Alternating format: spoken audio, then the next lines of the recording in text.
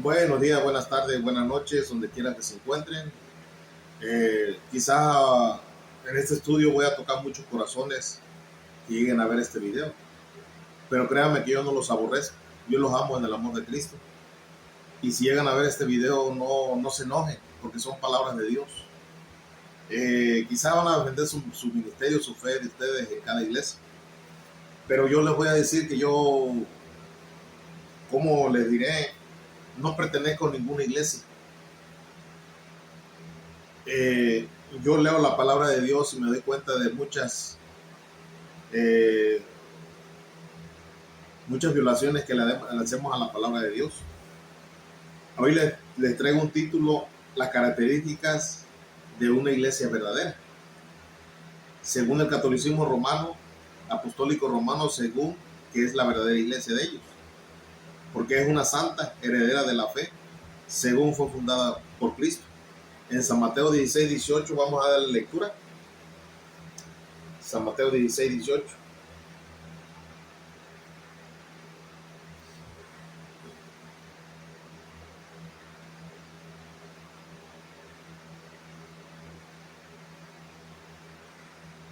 Vamos a leerle desde el 15.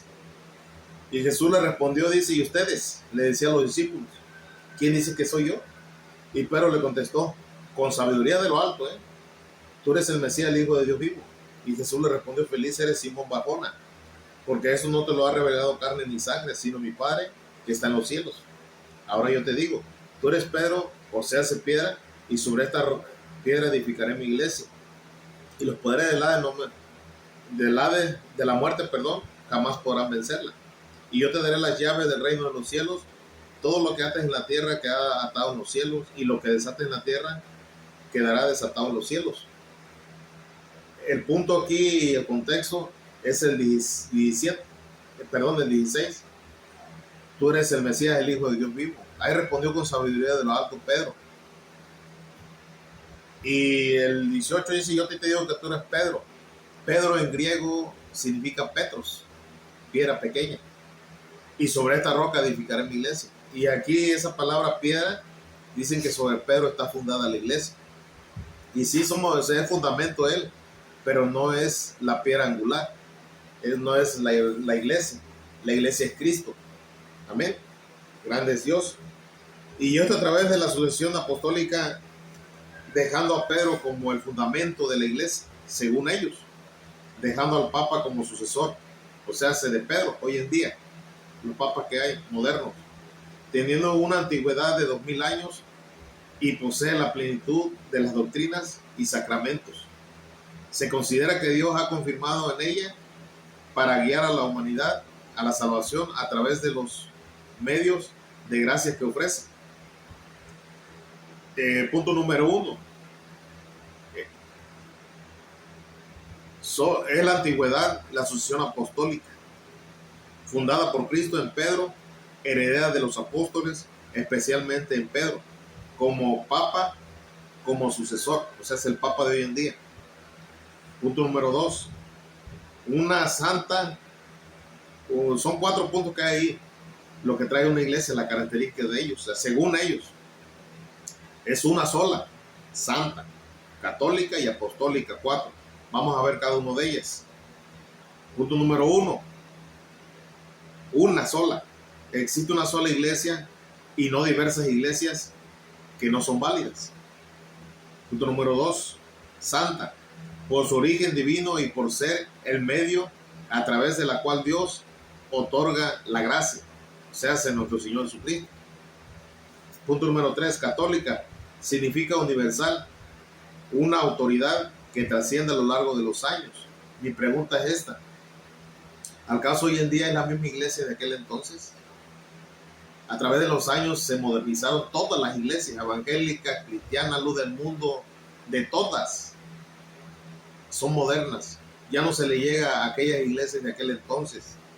Punto número 4. Apostólica, una autoridad que se remonta con los apóstoles de aquel entonces.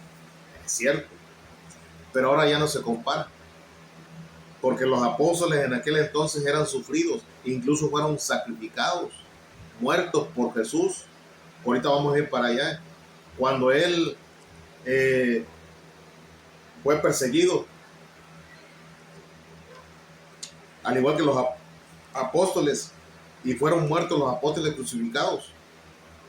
Si más no me equivoco, por Nerón, que él fue lo que los empezó a matar. Y se dice que esta iglesia tiene la plenitud de las doctrinas de sacramentos, que son 7. Según la Iglesia Católica, posee la verdad revelada por Dios, según ellos, e incluso los 7 sacramentos como medio de la gracia: el bautismo, la confirmación, la Eucaristía, la penitencia, la unión de los enfermos, la orden de los sacerdotales y el matrimonio. Todo esto no está incluido en la palabra de Dios. Algunos sí, algunos no, pero la modernizaron hoy en día. Por ejemplo, el bautismo. Cuando el Señor dijo en aquel entonces: salgan a los discípulos bautizándolos, y el que fuera bautizado será salvo. Ahí no habla de niños, porque un niño no tiene uso de razón, no tiene conocimiento de Dios. ¿Por qué? Porque son niños, son pequeños. La confirmación, eso no está en la Biblia, esa palabra. Incluso presentaron al Señor Jesús en el templo cuando nació. Quién sabe a los cuántos días, no me acuerdo. La Eucaristía, o sea, la cena del Señor. Pero yo en la Iglesia Católica hoy en día veo que nomás le dan la hostia y no le dan el vino. No pasan la copa como los apóstoles. La penitencia de vivos y de muertos, que según hay purgatorio. La unión de los enfermos. Eso, bueno, nos ganan por ese punto, que ellos visitan enfermos y los evangélicos no van, no ven, no van a un hospital. El orden sacerdotal, eso es falso, porque eso es el Antiguo Testamento con los levitas. El matrimonio, puede que sí. Vamos a ver Efesios 4:11. Los 5 ministerios del Señor.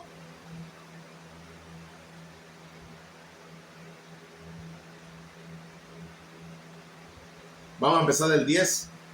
Y así mismo de hoy subió pues por encima de todo los cielos para llenarlo todo. ¿En dónde están sus dones? Una pregunta. Unos son apóstoles, otros profetas, otros evangelistas, otros pastores y maestros, a fin de perfeccionar el cuerpo de Cristo, o sea, el templo. Así prepara los suyos para la obra del ministerio, en vista de la construcción del cuerpo de Cristo. Vean, hasta todos alcancemos la unidad de fe en el conocimiento del Hijo de Dios y lleguemos a ser hombres perfectos, con esa madurez que nos es menos que la de plenitud de Cristo. Verso 14. Y entonces no seremos niños ya, a los que mueven cualquier oleaje y viento de doctrina, o cualquier invento de personas astutas, expertas en el arte de engañar.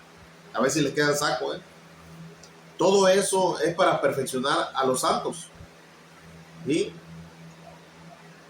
todo ese ministerio de los 5 ministerios del Señor en Efesios 4:11, 4:10 en adelante, es para perfeccionar a la iglesia de Cristo.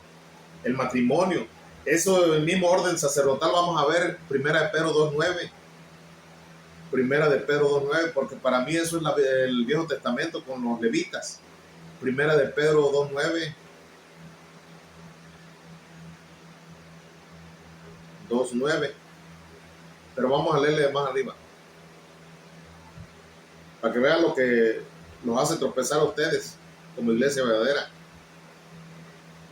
El verso 3 del capítulo 2 de 1 de Pedro. Hay una pregunta ahí. ¿Acaso no han probado, dice, lo bueno que es el Señor? Se ha acercado a lo que es piedra viva, rechazada por los hombres. Fíjense, la rechazan ustedes. Y que sin embargo es preciosa para Dios y la escogió. Verso 5. Y también ustedes, como piedras vivas, edifíquense y pasen a ser un templo espiritual. Vean, con una comunidad santa de sacerdotes que ofrecen sacrificios espirituales agradables a Dios por medio de Cristo Jesús.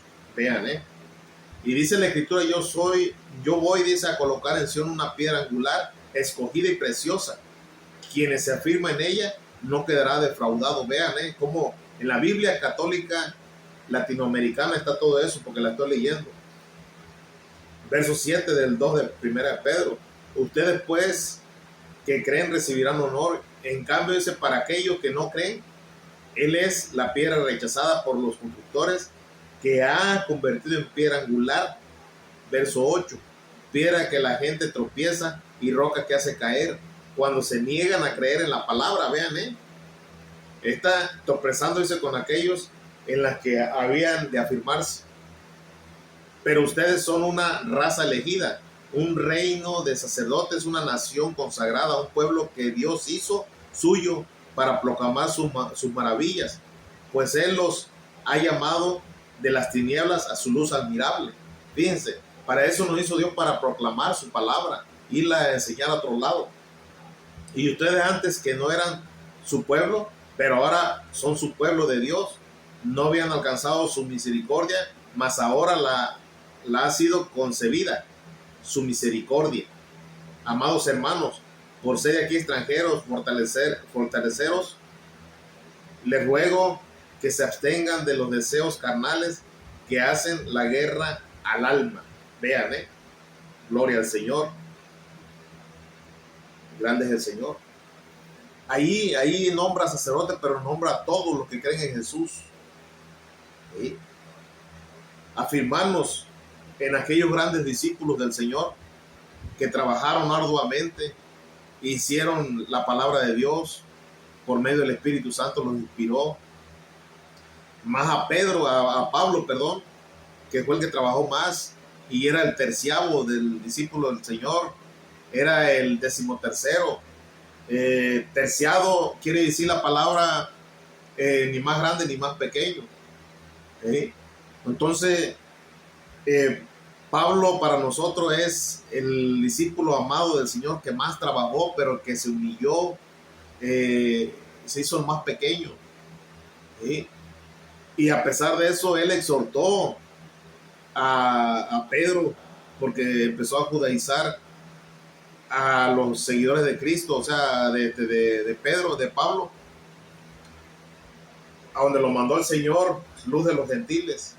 A eso lo mandó el Señor. Y Pedro fue enviado con los discípulos a los judíos, a predicarles a ellos.